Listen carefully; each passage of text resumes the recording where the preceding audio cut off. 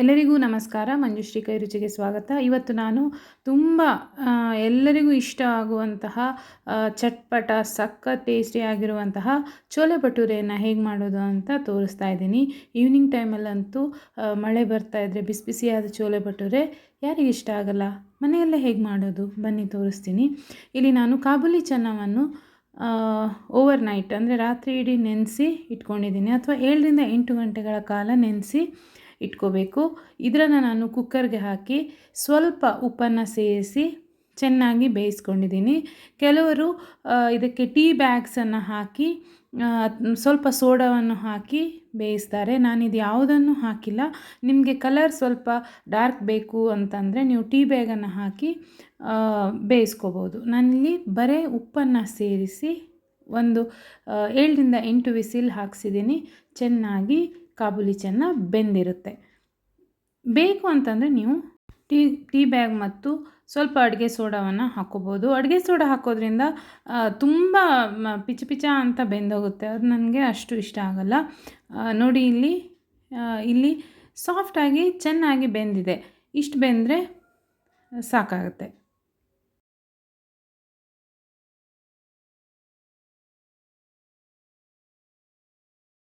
ಈಗ ನಾವಿಲ್ಲಿ ಭಟೂರಾಗೆ ಹಿಟ್ಟನ್ನು ರೆಡಿ ಮಾಡ್ಕೊಳ್ಳೋಣ. ಮೈದಾ ಹಿಟ್ಟನ್ನು ಬಳಸ್ತಾರೆ. ಇದಕ್ಕೆ ಮೈದಾ ಹಿಟ್ಟೇ ಹಾಕೋದು. ಇದರ ಜೊತೆಗೆ ಸ್ವಲ್ಪ ಚಿರೋಟಿ ರವೆಯನ್ನು ನಾನಿಲ್ಲಿ ತೊಗೊಂಡಿದ್ದೀನಿ. ರುಚಿಗೆ ತಕ್ಕಷ್ಟು ಉಪ್ಪು, ಚಿಟಿಕೆಯಷ್ಟು ಬೇಕಿಂಗ್ ಪೌಡರನ್ನು ಹಾಕಿದ್ದೀನಿ. ಸ್ವಲ್ಪ ಸಕ್ಕರೆಯನ್ನು ಸೇರಿಸಿ ಮಿಕ್ಸ್ ಮಾಡ್ಕೋಬೇಕು. ನಂತರ ಇದಕ್ಕೆ ಮೊಸರನ್ನು ಹಾಕಿ ಎಷ್ಟು ಹಿಡಿಸುತ್ತೋ ಅಷ್ಟು ನೀರನ್ನು ಹಾಕಿ ಪೂರಿ ಹಿಟ್ಟಿನ ಹದಕ್ಕೆ ಚೆನ್ನಾಗಿ ಇದನ್ನು ಕಲಿಸ್ಬೇಕು. ತುಂಬ ಪಿಚ ಪಿಚ ಅಂತ ಮೊದಲೇ ತುಂಬ ನೀರು ಹಾಕ್ಕೊಂಡು ಹಾಗೆಲ್ಲ ಮಾಡ್ಕೋಬೇಡಿ. ಸ್ವಲ್ಪ ಸ್ವಲ್ಪ ನೀರನ್ನು ಚಿಮುಕಿಸಿ ಹಿಟ್ಟನ್ನು ಕಲಿಸ್ತಾ ಹೋಗಬೇಕು. ಈ ಭಟೂರ ಹಿಟ್ಟು ನೆಂದಷ್ಟು ತುಂಬ ಚೆನ್ನಾಗಿ ಉಬ್ಬಿ ಬರುತ್ತೆ. ನೀವು ಆಗಿಂದಾಗಿ ಮಾಡಿದ್ರೆ ಅಷ್ಟು ಚೆನ್ನಾಗಿ ಬರೋದಿಲ್ಲ. ಅದಕ್ಕೋಸ್ಕರ ಸ್ವಲ್ಪ ಮೊದಲೇ 1ರಿಂದ 2 ಗಂಟೆಗಳ ಮೊದಲೇ ಈ ಹಿಟ್ಟನ್ನು ನೀವು ಕಲಸಿ ಇಟ್ಕೋಬೇಕು. ಸ್ವಲ್ಪ ಸ್ವಲ್ಪವೇ ನೀರನ್ನು ಹಾಕಿ ಚಪಾತಿ ಹಿಟ್ಟಿನ ಹದಕ್ಕೆ ಕಲಸಿ ಇಟ್ಕೋಬೇಕು.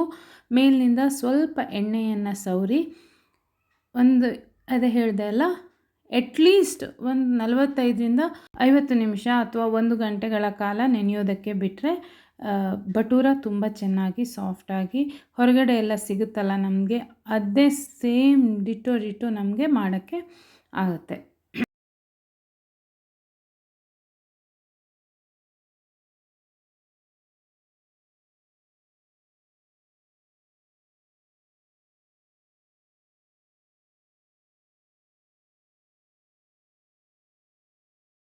ನಾವು ಚೋಲೆಯನ್ನು ರೆಡಿ ಮಾಡ್ಕೊಳ್ಳೋಣ. ಚೋಲೆಗೆ ಒಂದು ಬಾಣಲೆಯಲ್ಲಿ ಎಣ್ಣೆಯನ್ನು ಬಿಸಿ ಮಾಡ್ಕೋಬೇಕು. ಅದಕ್ಕೆ ಚಕ್ಕೆ, ಲವಂಗ, ಏಲಕ್ಕಿ, ಸ್ವಲ್ಪ ಜೀರಿಗೆ ಮತ್ತು ಪುಲಾವ್ ಎಲೆಯನ್ನು ಹಾಕಿ ಸ್ವಲ್ಪ ಬಿಸಿ ಮಾಡಬೇಕು.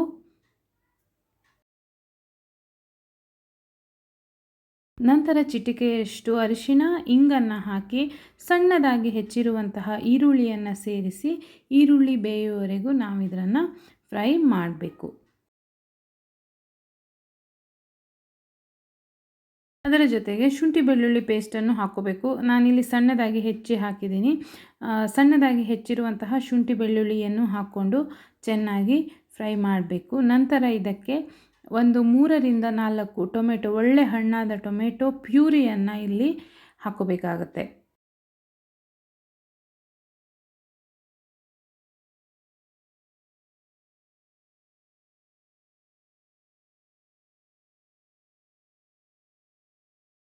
ಅದರ ಜೊತೆಗೆ ಕಾಶ್ಮೀರಿ ರೆಡ್ ಚಿಲ್ಲಿ ಪೌಡರನ್ನು ನಾನಿಲ್ಲಿ ಹಾಕಿದ್ದೀನಿ. ನಿಮಗೆ ಬ್ಯಾಡಗಿ ಮೆಣಸಿನ ಪೇಸ್ಟನ್ನು ಇಲ್ಲಿ ಹಾಕ್ಕೋಬೋದು. ನಾನು ಕಾಶ್ಮೀರಿ ರೆಡ್ ಚಿಲ್ಲಿ ಪೌಡರ್ ಇರೋದರಿಂದ ಆ ಮೆಣಸಿನ ಪುಡಿಯನ್ನು ಹಾಕಿದ್ದೀನಿ. ಅದು ಒಳ್ಳೆ ಕಲರನ್ನು ಕೊಡುತ್ತೆ. ಇದನ್ನು ಹಾಕಿ ಚೆನ್ನಾಗಿ ಮಿಶ್ರ ಮಾಡಿ ಆ ನೀರಿನ ಅಂಶ ಹೋಗಿ ಮಿಶ್ರಣ ಗಟ್ಟಿಯಾಗಬೇಕು, ಅಲ್ಲಿವರೆಗೂ ಇದನ್ನು ಫ್ರೈ ಮಾಡಬೇಕು. ಇದರ ಜೊತೆಗೆ ಸ್ವಲ್ಪ ಚಾಟ್ ಮಸಾಲ ಮತ್ತು ಬ್ಲ್ಯಾಕ್ ಸಾಲ್ಟನ್ನು ನಾನಿಲ್ಲಿ ಚಟ್ಪಟ ಆಗೋದಕ್ಕೋಸ್ಕರ ಹಾಕಿದ್ದೀನಿ. ಅದನ್ನು ಹಾಕದೇ ಇದ್ದರೂ ಆಗುತ್ತೆ. ಆದರೆ ನಿಮಗೆ ಆ ಚಟ್ಪಟ ಫ್ಲೇವರ್ ಬೇಕು ಅಂತಂದರೆ ನೀವು ಹಾಕೋಬೇಕು. ಮತ್ತು ರುಚಿಗೆ ತಕ್ಕಷ್ಟು ಉಪ್ಪನ್ನು ಸೇರಿಸಿ ಚೆನ್ನಾಗಿ ಮಿಶ್ರ ಮಾಡಿ ಬೇಯಿಸೋದಕ್ಕೆ ಬಿಡಬೇಕು.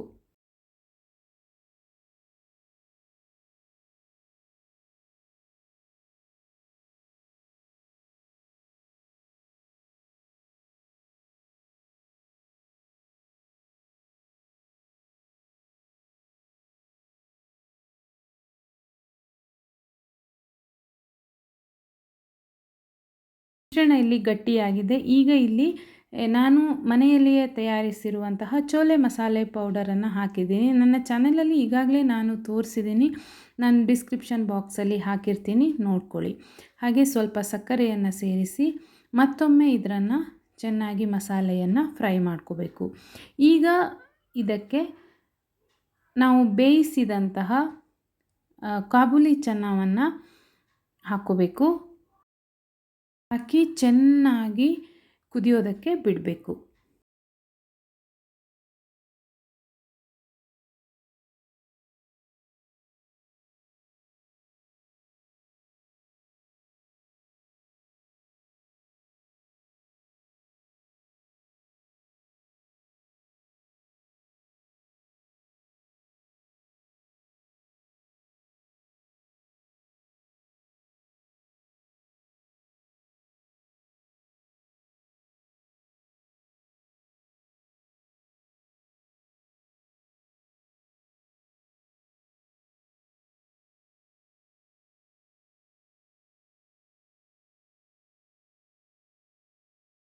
ನೀವು ಸ್ವಲ್ಪ ಟೇಸ್ಟ್ ಮಾಡಿ ಉಪ್ಪು ಕಡಿಮೆ ಅನಿಸಿದ್ರೆ ಉಪ್ಪನ್ನು ಹಾಕ್ಕೋಬೇಕು. ನಾವು ಕಾಬೂಲಿ ಚನ್ನ ಬೇಯಿಸುವಾಗಲೂ ಉಪ್ಪು ಹಾಕಿದ್ದೀವಿ, ಮಸಾಲೆ ಫ್ರೈ ಮಾಡುವಾಗ ಕೂಡ ಉಪ್ಪು ಹಾಕಿದ್ದೀವಿ. ನೀವು ಚೆಕ್ ಮಾಡಿಕೊಂಡು ಬೇಕು ಅನಿಸಿದ್ರೆ ಮಾತ್ರ ಹಾಕ್ಕೊಳ್ಳಿ. ಈಗ ಚೆನ್ನಾಗಿ ಕುದಿಯೋದಕ್ಕೆ ಬಿಡಬೇಕು.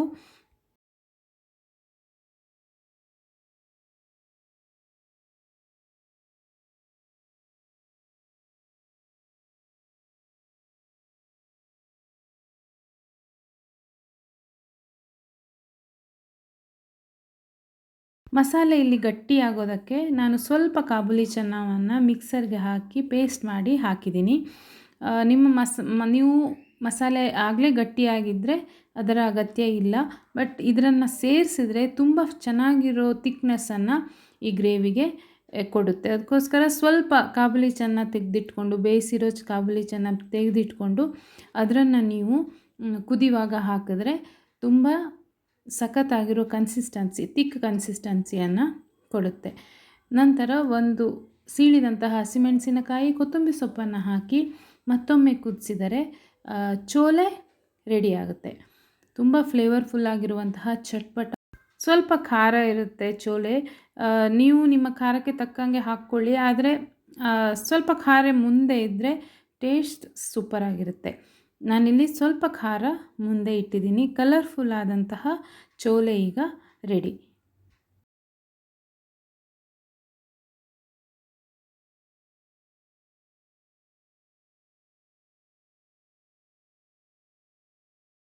ಈಗ ನಾವು ಬಟೂರವನ್ನು ರೆಡಿ ಮಾಡ್ಕೊಳ್ಳೋಣ. ಇಲ್ಲಿ ನಾನು ಮೊದಲೇ ಹಿಟ್ಟು ಕಲಸಿಟ್ಟಿದ್ದೀನಲ್ಲ, ಅದನ್ನು ಒಂದು ದೊಡ್ಡ ಉಂಡೆಯನ್ನಾಗಿ ತಗೊಂಡು ನೀವು ಕೈಯಲ್ಲೂ ಕೂಡ ತಟ್ಕೋಬೋದು. ಹಾಗೆ ನಾನು ಇದನ್ನು ಲಟ್ಟಿಸಿ ಬಿಸಿಯಾಗಿ ಕಾದಿರುವಂಥ ಎಣ್ಣೆಯಲ್ಲಿ ಕರಿಬೇಕು. ನೋಡಿ, ಸೂಪರಾಗಿ ಉಬ್ಬಿ ಬಂದಿದೆ. ನೋಡಿ, ಸೂಪರಾಗಿ ಉಬ್ಬಿ ಬಂದಿದೆ. ಹೀಗೆ ಉಬ್ಬಿ ಬರಬೇಕು ಬಟೂರ.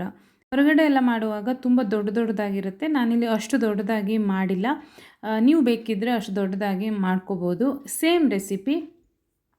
ಸ್ವಲ್ಪ ದೊಡ್ಡ ಬಾಣಲೆಯಲ್ಲಿ ಎಣ್ಣೆಯನ್ನು ಇಟ್ಕೊಂಡು ನೀವು ಕರೆದ್ರೆ ಆಯಿತು. ನೋಡಿ, ಸೂಪರಾಗಿರುವಂತಹ ಬಟೂರ ರೆಡಿ.